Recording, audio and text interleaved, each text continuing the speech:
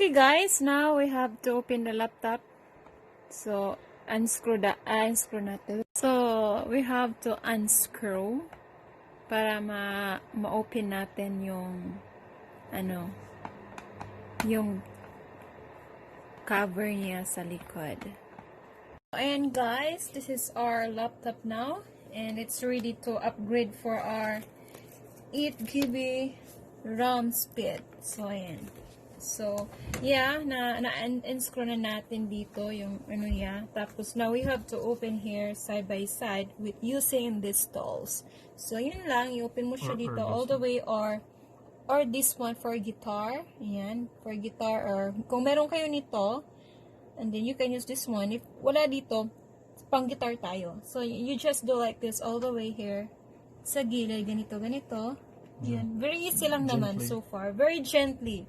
So, yeah. So, linagyan natin ng cloth para hindi siya ma-scratch. Kasi aluminum to, so, very sensitive. So, okay, asawa ko, you have to start it now. Okay. So, there you go, guys. So, ito yung fan ng laptop natin. Don't touch anything here. And use electrical gloves. So, my husband said, you don't have to touch it.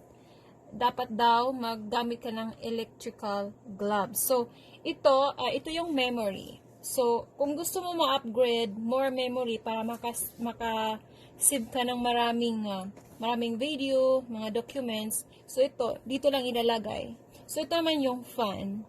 So, ito yung yung battery ng laptop. Tapos, ito yung memory. Ito yung speed, ito yung RAM. So, bumili ako nitong laptop to, brand new to, and then, may 8 GB na siya. So, bumili ako ng another 8 GB para 16 GB siya, para mas maganda at mas mabilis. So, yung husband ko yung mag-aayos nito. Okay, can you pause now?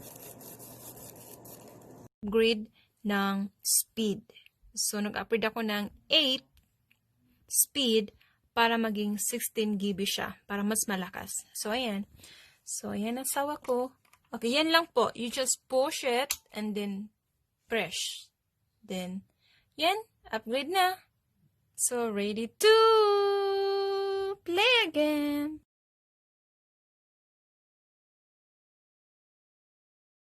So, hi guys, and finally, I'm done with my job by upgrading my laptop into 16 GB.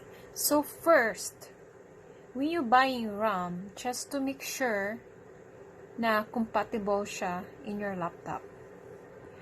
When you buy online, you have to message the seller and tell them about your brand and your model sa laptop, so the seller will answer your question and they will give you what kind of RAM na compatible sa laptop nyo. So kung sa naman kayo sa store, sa mga retail store, so same way po, pupunta kayo and then you can bring your laptop and show it to them, so para mabigyan kayo kung ano compatible. As easy way that one. So guys, that's all. And thank you. I hope you learn. And please don't forget to subscribe and share and comment. Okay lang kahit hindi nyo na i-check yung bell. So thank you guys and I will see you around. Bye!